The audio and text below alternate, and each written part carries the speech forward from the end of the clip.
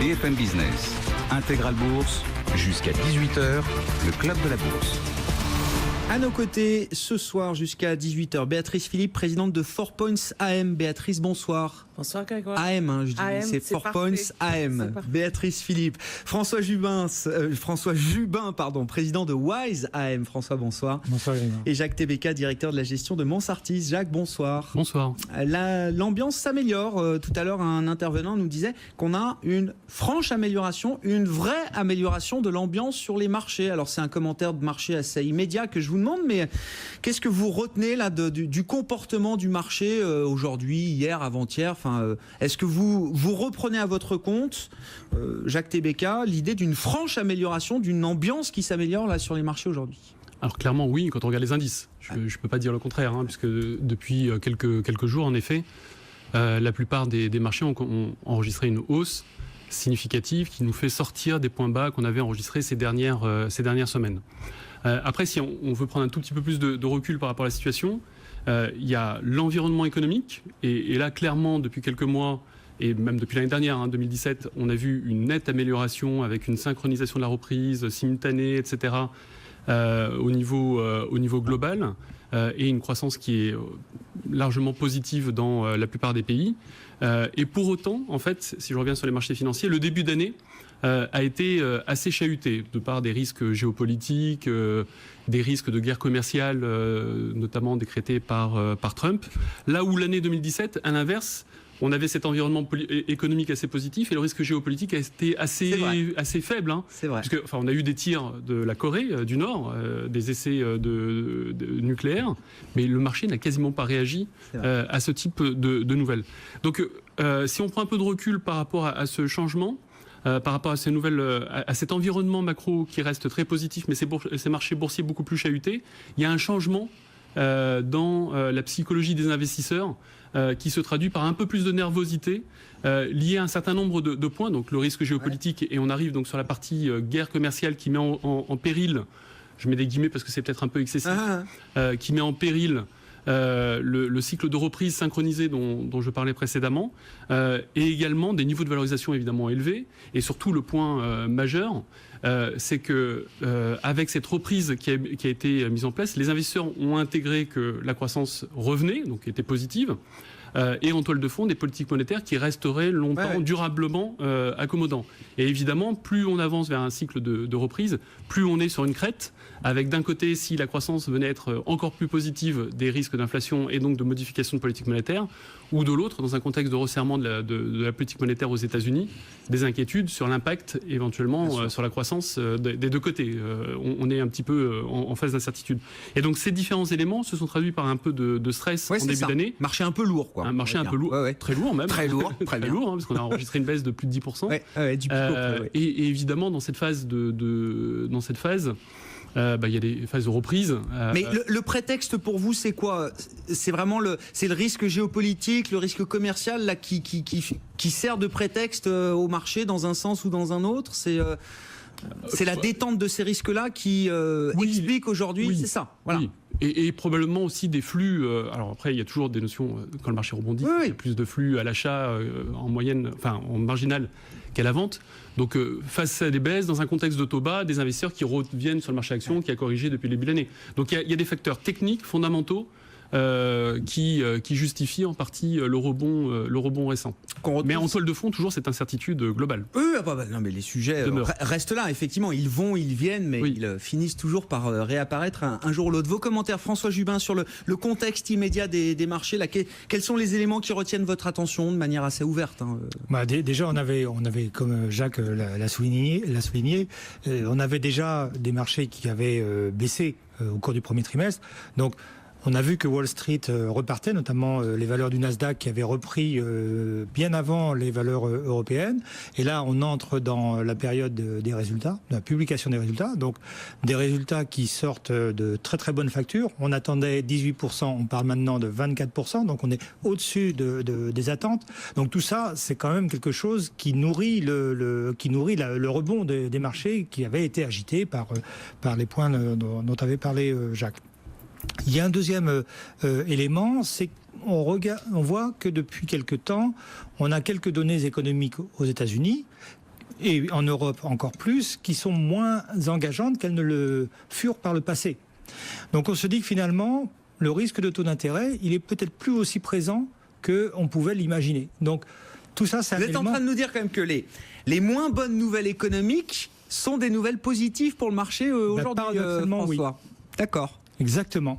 Je pense qu'effectivement, c'est un point intéressant, y compris pour les actions européennes, parce que si on voit la séance d'aujourd'hui, je rappelle quand même qu'on était un petit peu en retard sur ces derniers jours par rapport au marché américain.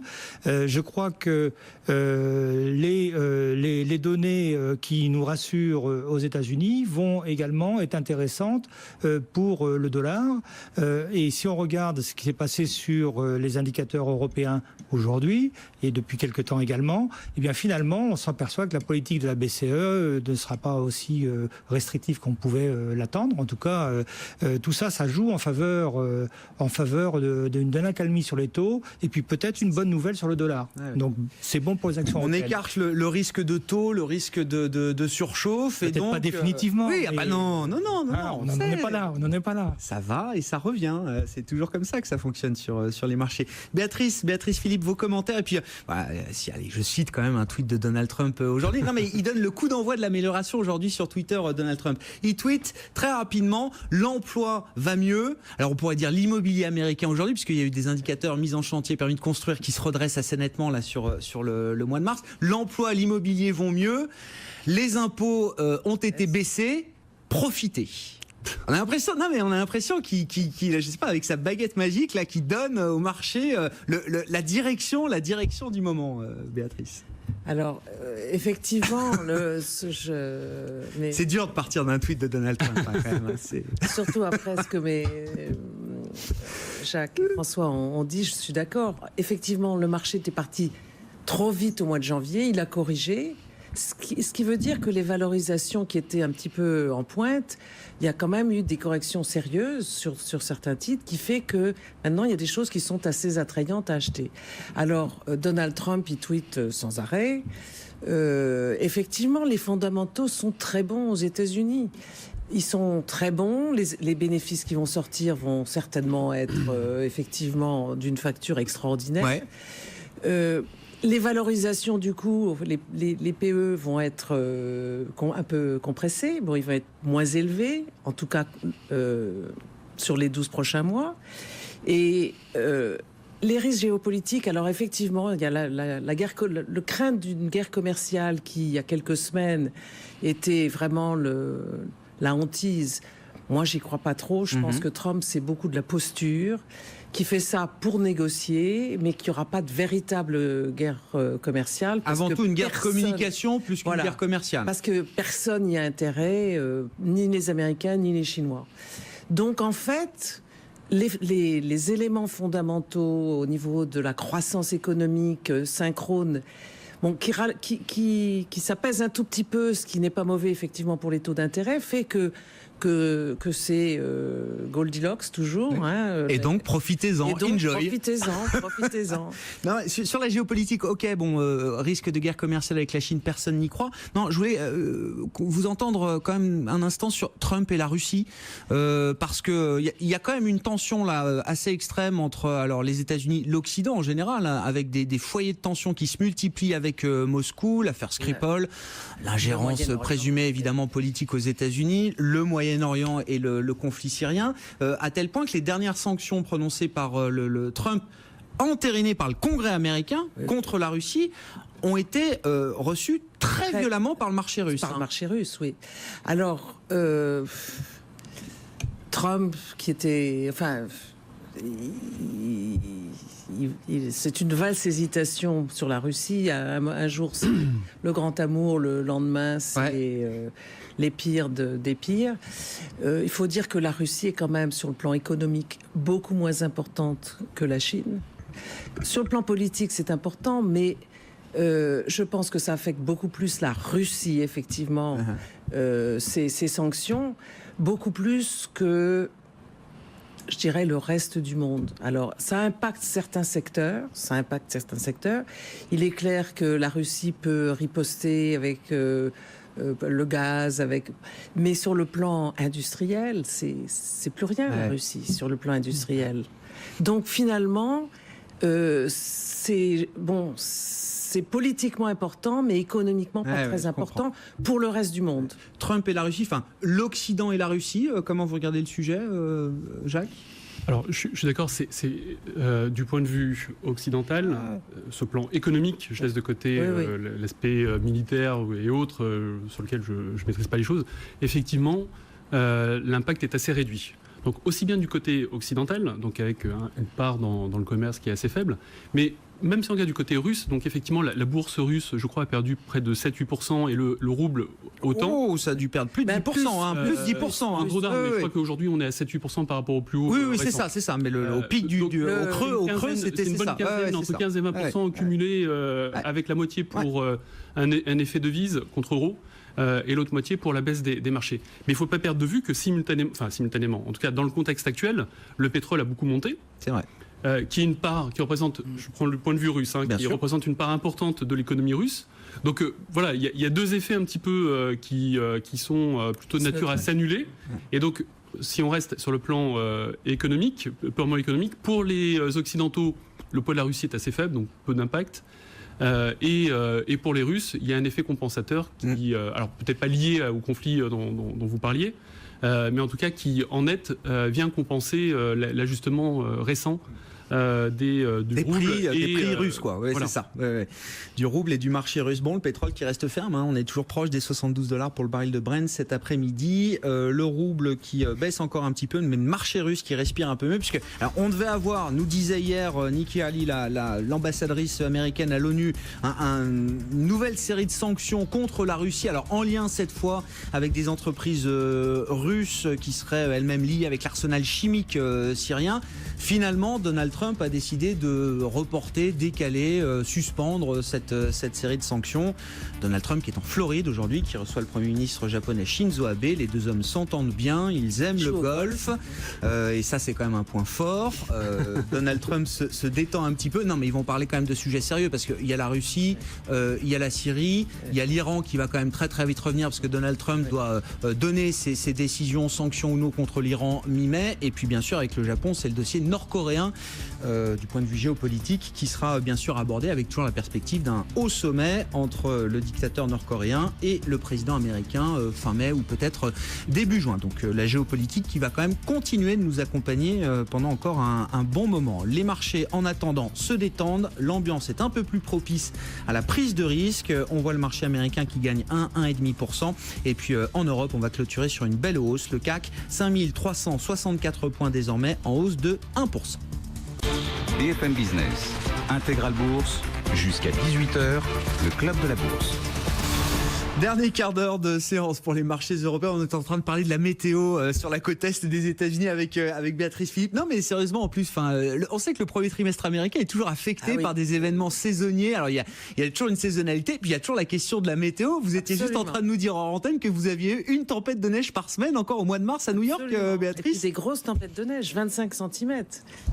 Mais non, mais c'est un indicateur. Alors ça fondait rapidement. C'est à regarder. Mais non, mais on verra. On a eu. Alors, tiens, intéressant, parce qu'on va avoir bientôt les premières estimations de croissance pour les premiers trimestres. Il y a le pays qui sort le plus vite ses estimations de croissance, c'est la Chine. C'était le chiffre quand même de la matinée, de la nuit même. Croissance chinoise de 6,8% au premier trimestre. Dans la foulée, la Banque centrale chinoise qui annonce une baisse des ratios de réserve obligatoires pour les banques. Donc on desserre un petit peu la vis du crédit sur le secteur bancaire. Et puis sur le front commercial, Pékin qui annonce ou qui officialise une poursuite de l'ouverture de certains de ces secteurs automobiles et aéronautiques en l'occurrence. Petit tour de table rapide, quelques commentaires là-dessus. François Jubin, président de Wise AM, sur les informations chinoises du jour. Là, qu'est-ce que vous retenez ?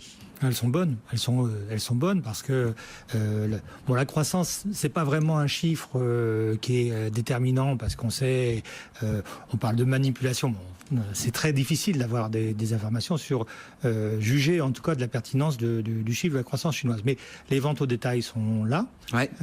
Donc les revenus progresse, la consommation est présente également.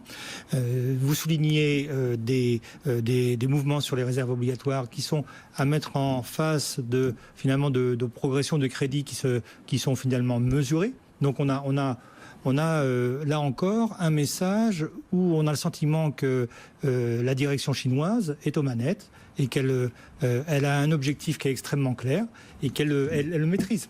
Pilotage de la Chine convaincant, Jacques Tébéka, parce qu'on parle de fine-tuning. Non mais on pilote un paquebot, le plus gros paquebot du monde là, quasiment. Donc, j'ai toujours beaucoup de méfiance.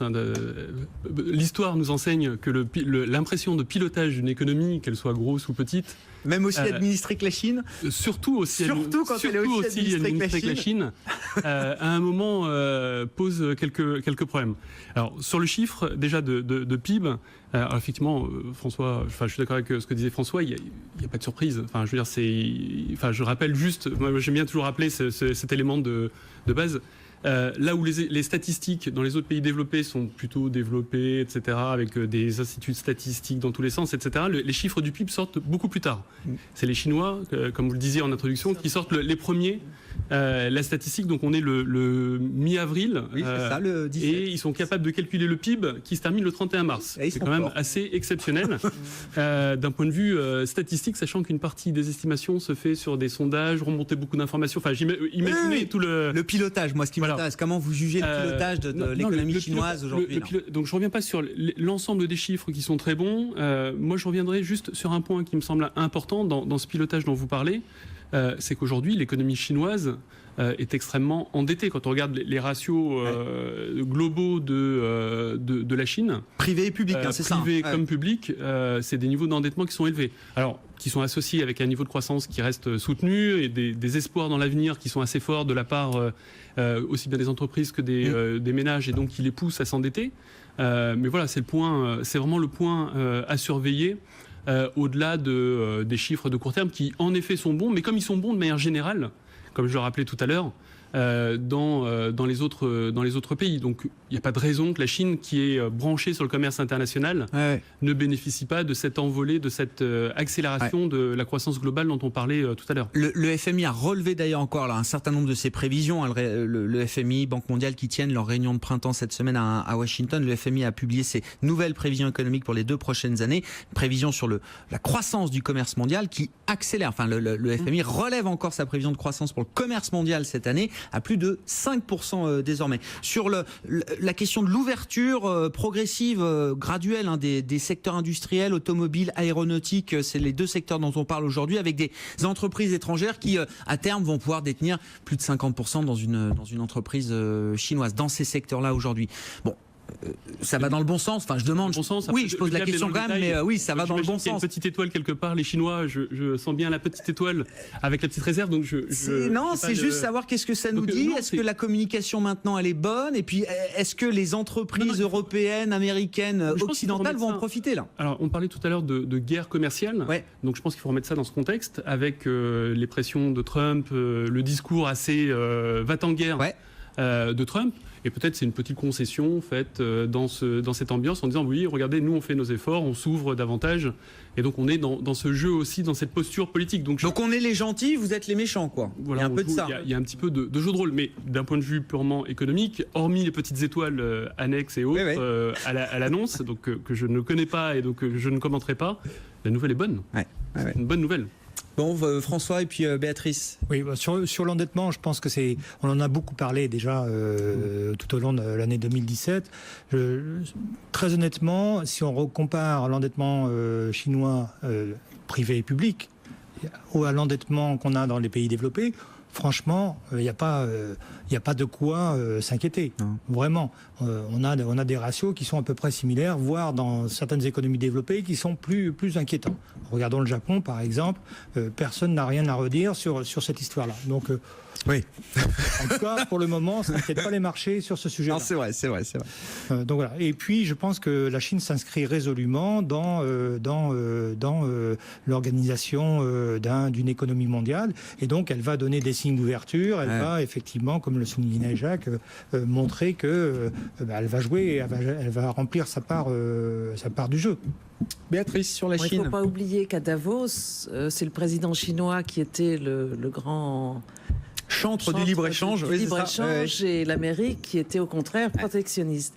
Ceci dit, moi, ce que je trouve très important en Chine, c'est que le consommateur consomment de plus en plus. Et malgré tout, ils sont très nombreux. Et donc la consommation qui a de plus en plus d'importance, alors qu'il y a quelques années encore, c'était vraiment les entreprises publiques, l'industrie, l'infrastructure. On en parle depuis des années du basculement du modèle chinois, mais la réalité, elle est aujourd'hui, c'est ça. Elle est aujourd'hui là et elle ne fait que commencer. Quant à l'endettement, je suis d'accord, oui, il faut être inquiet pour tous, mais pas plus pour la Chine que pour d'autres. Bon, juste un petit mot sur la partie endettement. Rapide. Parce que je veux qu'on avance. Évidemment, il y a le niveau d'endettement, et quand on compare à ce qui se fait au niveau des autres pays, on est sur des ratios similaires. Mais au-delà du niveau d'endettement, il y a aussi la concentration de l'endettement qui est important. Je vais prendre juste un exemple simple. Il y a des pays qui ont fait défaut avec des taux d'endettement autour de 40-45%, autour de 40-50%, là où d'autres sont sur des niveaux d'endettement beaucoup plus élevés. Donc c'est l'enjeu. C'est pas simplement évidemment le taux d'endettement, mais qui détient, et est-ce que ça se traduit quand ces agents font défaut par une propagation du choc à l'ensemble de l'économie, et donc qui rejoint la dimension contagion au sein de l'économie. Sur la consommation chinoise, on a eu pas mal de discours là, des boîtes de luxe, alors LVMH, L'Oréal aussi, enfin, Jean-Paul Agon qui parle d'une véritable explosion du marché du luxe dans le monde aujourd'hui. Et quand il parle du marché du luxe, il parle très largement de l'Asie où il enregistre des croissances spectaculaires. Incroyable. Comment vont les banques américaines, Béatrice ? Les banques, je pense que ça dépend des banques, pas toutes forcément. On est en période de publication de résultats. Voilà, c'est pour ça que je pose la question, parce qu'on a eu les résultats de plusieurs grandes banques américaines depuis vendredi. Non, les résultats ont été très bons. Je voyais aujourd'hui qu'une des banques régionales, Regions Financial, baissait. Donc j'imagine, je n'ai pas eu le temps de regarder les résultats, mais je pense qu'ils n'ont pas été aussi bons. Non, mais j'ai l'impression qu'on vend les nouvelles. JP Morgan, les résultats étaient très bons. Le titre a perdu 2,5% vendredi. Goldman Sachs, les résultats sont très bons. Là aussi, trading record, tout va très bien. Le titre perd 1%. Votre banque régionale, là aussi, visiblement, on vend un peu la nouvelle. Non, mais les résultats ont été bons, le trading a été bon, parce qu'il y a eu de la volatilité, donc les trading desks ont fait du business. Hein, donc... Ça fait longtemps qu'on n'avait pas eu ce discours sur le trading. Ah oui, sur le trading, ça fait... l'année dernière, il n'y avait aucune volatilité, il n'y avait pas de trading. Donc là, le premier trimestre a été très bon pour les banques. Très bon. Sur les banques, messieurs, Jacques, moi, François, j'aime pas trop les banques. Mais... Bon, vous aimez pas trop les banques ? D'une façon générale. Bon, on parlera de la... On parlera... C'est difficile à comprendre. Moi, j'aime bien investir dans ce que je comprends. C'est important. Ça, c'est Warren Buffett, bon, qui s'est pas privé d'investir dans les banques quand il fallait le faire quand même. Warren Buffett, hein, il nous fait toujours le coup à chaque fois, mais capable d'investir quand même dans les banques. On parlera de la tech américaine, parce que le gros enjeu de la saison de publication de résultats, c'est aussi la tech américaine. On marque une pause dans un instant, mais juste Béatrice, gardez la parole. Donald Trump a nommé 2 nouveaux membres de la Fed, dont le vice-président Richard Clarida, que personne ne connaît évidemment. Si on connaît, il est connu. Il était chez Pimco. Ah, il était chez Pimco. Pendant 16 ans. Et c'est un économiste. C'est un économiste. Oui, ça j'ai vu qu'il était économiste, qu'il était chez Pimco, mais c'était pas. C'était quelqu'un, une sommité alors. Ah, sommité. Une sommité. Enfin, il n'était pas très connu. D'accord. Mais enfin, c'était quand même. Bon, en tout cas, il n'était pas. Alors, il était connu des initiés. Mais qu'est-ce qu'on peut en dire, Béatrice et puis Jacques ? Qu'il est assez modéré, qu'il est plutôt favorable au président Jerome Powell. Ceci dit, je ne le connais pas personnellement, mais je pense que c'est quelqu'un qui est, disons, modéré. Donc ça fit bien avec Jérôme Powell et ça vient compléter un peu le tour de table du Conseil des gouverneurs. Il y a une dame aussi, Michelle Baumann, je crois, qui a été nommée. Du Kansas. Spécialiste de la régulation bancaire. La régulation bancaire, voilà. Bon. Il paraît qu'elle est très compétente, mais alors là aussi, je ne la connais pas du tout. Alors sur Richard Clarida. Richard, je ne le connais pas aussi, je ne le connais pas non plus personnellement. Un mot rapide pour qu'on marque la clôture.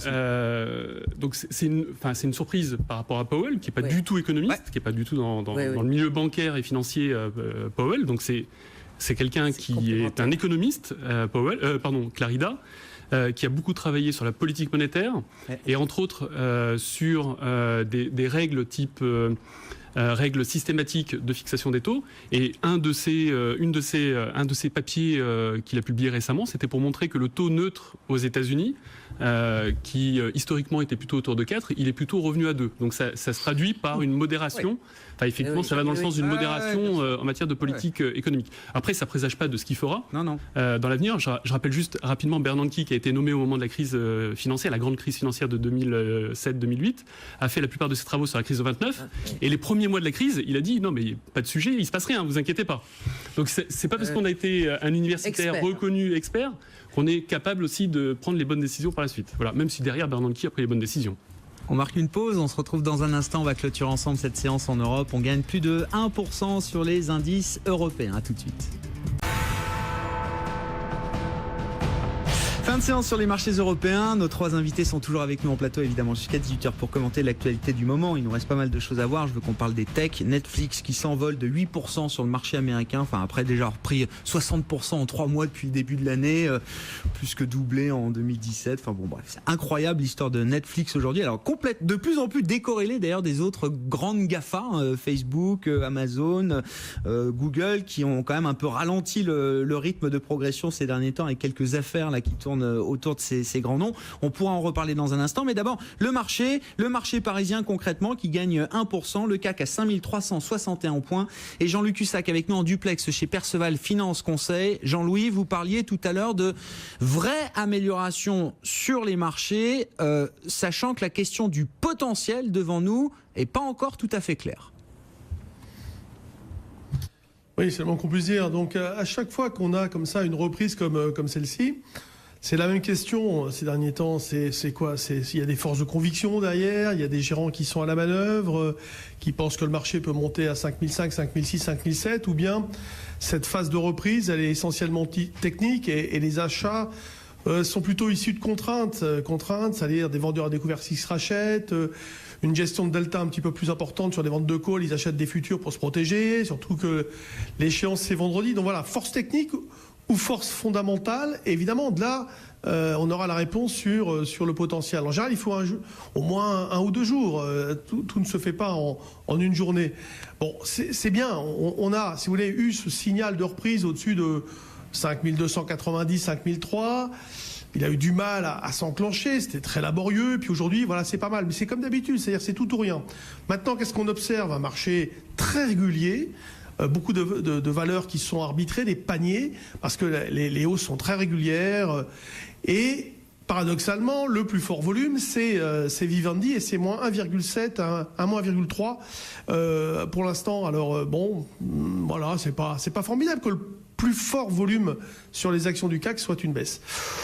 Bon, on a une volatilité implicite qui est revenue à 10,3, donc on peut dire qu'il y a eu une forte baisse de la version risque, qui avait du mal à se traduire sur le marché. Maintenant, ok, c'est fait.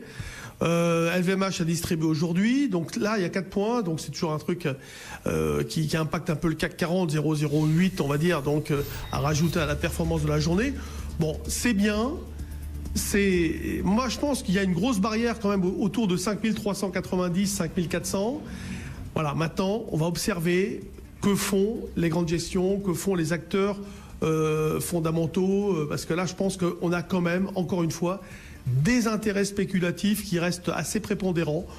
Mais voilà, on va voir si le relais arrive ou pas. C'est vraiment la question. Ah ouais, bien sûr, un marché qui a toujours besoin de ce relais fondamental.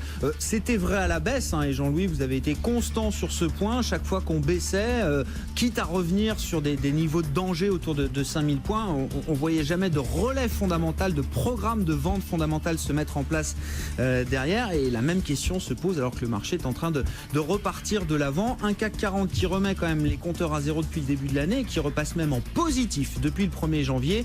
Un des rares indices en Europe à être positif quand même depuis le 1er janvier, il faut le noter, avec la bourse de Milan. Alors là, elle qui caracole en tête avec une progression de plus de 8% depuis le 1er janvier pour le marché italien.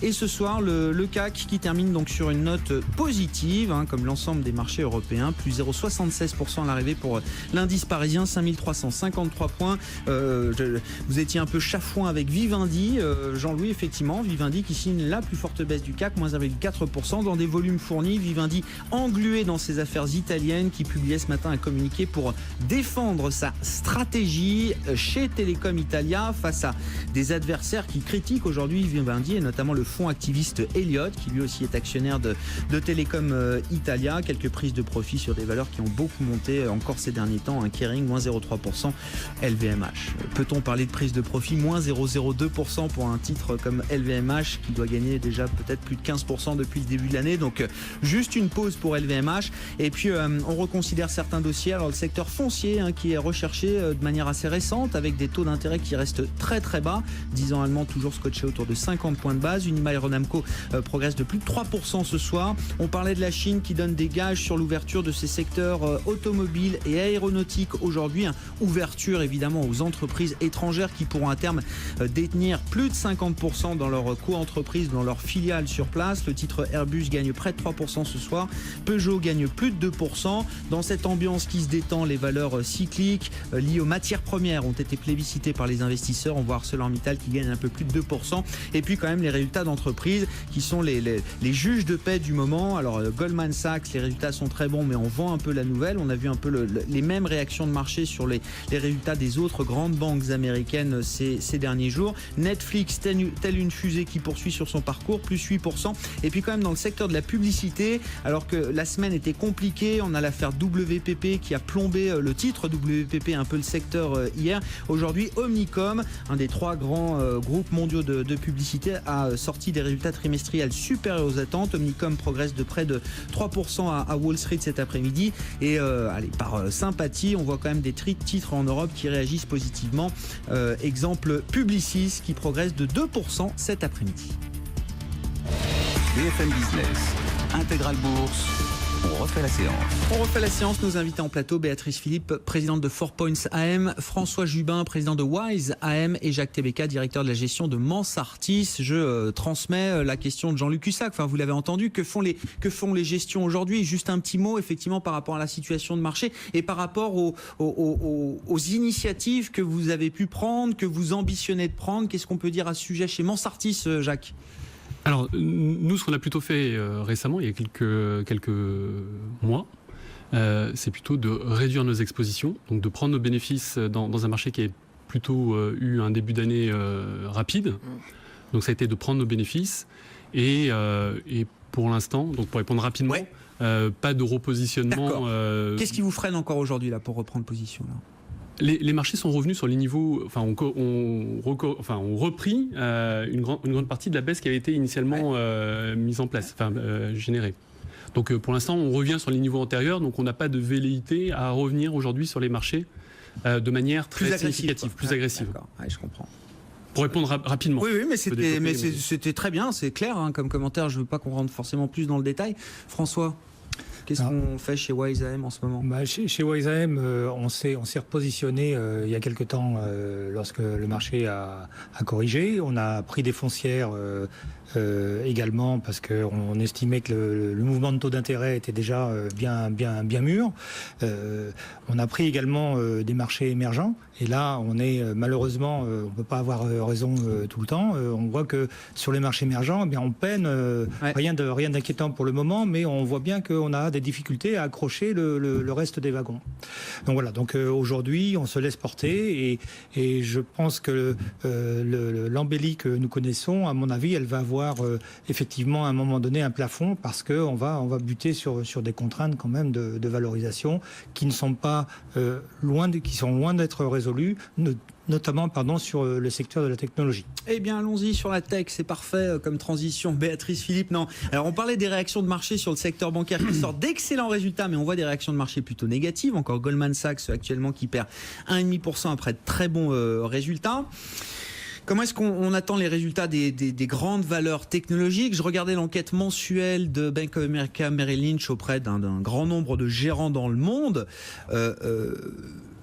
acheter les FANG et les BAT chinoises, donc le groupe de valeurs technologiques stars aux États-Unis et en Chine, ça reste le positionnement le plus surpeuplé, le plus extrême, on va dire, dans les gestions du monde entier. Ça fait 10 ans que les gérants sont surpondérés en valeurs tech. Est-ce que c'est légitime encore aujourd'hui ou est-ce que ça devient inquiétant dans le contexte actuel et à quelques jours des résultats des grandes valeurs technologiques ? Alors je pense qu'au premier trimestre, les résultats vont être excellents. Netflix que vous avez cité, c'est pas une vraie tech parce que c'est de la consommation discrétionnaire, mais enfin c'est quand même une tech. Les résultats vont être très bons. Par contre, avec ce qui s'est passé sur Facebook, qui va affecter aussi probablement un peu Google, Alphabet, je pense que ça va probablement se ralentir un petit peu et effectivement les valorisations sont élevées. Donc ne souffre aucune déception, c'est ce qu'on comprend. Donc il va falloir le moindre ralentissement qui ne serait pas anticipé, c'est pas bon. Ça risque d'être peut-être dur. Mais c'est très difficile parce qu'en fait, elles connaissent une telle croissance. Un jour, ça va se ralentir. Alors, une façon un peu plus, disons, sécure ou sûre d'investir dans la tech, c'est d'investir dans les facilitateurs, dans les disons le deuxième, le second tier, la deuxième tranche d'affaires de moyenne capitalisation, mais qui permettent de faciliter l'accès au cloud, des systèmes, alors que ce soit d'ailleurs dans la défense, l'armement ou la tech. Et donc les fournisseurs, des fournisseurs, les équipementiers de la tech. Voilà, des équipementiers de la tech, et qui sont alors beaucoup, disons, valorisés de façon qui sont beaucoup moins suivies. Alors elles sont beaucoup moins grosses, c'est vraiment des mid-cap, mais il y a des choses intéressantes à faire. Mais ce qui correspond d'ailleurs beaucoup plus à notre tech en Europe de semi-conducteurs, de logiciels, d'équipementiers. Tout à fait. Oui, les GAFA, c'est une bande à part, quoi. Ah oui, c'est bon. Alors effectivement, il fallait être dedans, et si on n'était pas dedans, on était à côté de la plaque. Mais ceci dit, Alphabet, enfin Google, moi, Facebook, c'est quelque chose d'un peu à part.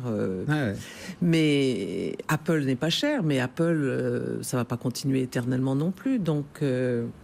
Bon, vos commentaires, messieurs, restez surexposés, alors pas à la tech en général, vraiment à ce groupe de valeurs en particulier, si important pour les marchés, si important pour la croissance des marchés ces dernières années. Est-ce que c'est encore légitime aujourd'hui ou est-ce que ça devient inquiétant, Jacques ? Alors déjà, je vais revenir sur un point important. Pourquoi c'est aussi c'est un trade aussi suivi qui rentre dans les principaux trades du sondage BofA. Un chiffre pour résumer ça. Sur les 5 dernières années, le marché américain a pris à peu près 80%.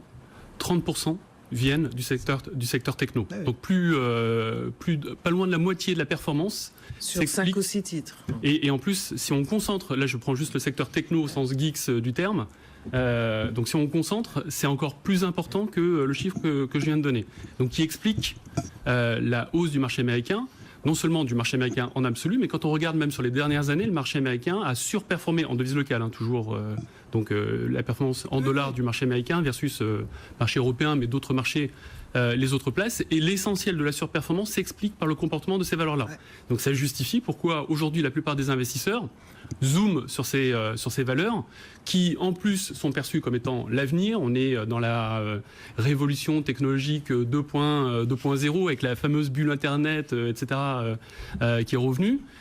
Et donc qui concentre un intérêt évidemment des investisseurs assez important.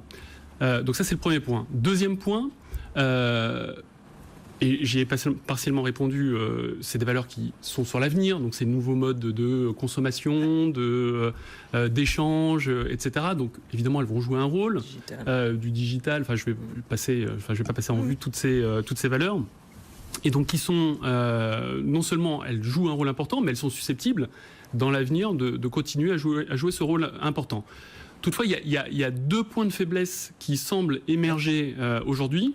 C'est on l'a vu récemment par exemple avec l'affaire Facebook, c'est tout ce qui est lié à la protection des données. Donc c'est des valeurs qui couvrent, qui sont des valeurs de réseau, enfin qui sont liées à du réseau. Par exemple Facebook, c'est quoi la valeur de Facebook ? C'est une application, ça vaut rien une application, mais c'est derrière les utilisateurs qui se branchent, des milliards, qui donnent de la valeur et donc derrière qui peut pousser le régulateur, donc les États, à venir contraindre leur business en limitant leur capacité à vendre des données, etc. Sur cette partie-là. Donc sans m'étendre plus sur cette partie-là, donc il met un risque sur ce type de valeur. Et un deuxième aspect, donc c'est essentiellement des valeurs américaines et chinoises aujourd'hui, c'est ce que vous disiez, les FANG et les BAT en Chine. J'adore les acronymes comme ça sur les marchés, c'est toujours assez marrant. Deuxième risque sur lequel portent ces valeurs, donc qui sont des valeurs internationales, c'est le risque fiscal.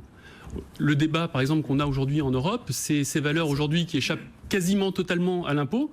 Comment demain on va réintégrer cette nouveau type d'économie dans la fiscalité européenne et autres. Donc il pose deux sujets. Oui, c'est ça. Des faiblesses qui émergent un peu nouvelles. Structurelles, parce que c'est l'avenir, mais en même temps des faiblesses importantes qu'il faudra surmonter. Continuer à être surpondéré sur la tech, sur ce groupe de valeurs précisément, François Jubin, c'est une bonne idée, ou est-ce que non, il faut commencer à revoir un peu les pondérations de ce groupe de valeurs là aujourd'hui? Ce groupe de valeurs, si je devais en retenir une, peut-être Alphabet, parce que je pense qu'effectivement il y a plein d'histoires à raconter autour d'Alphabet et son portefeuille de participation.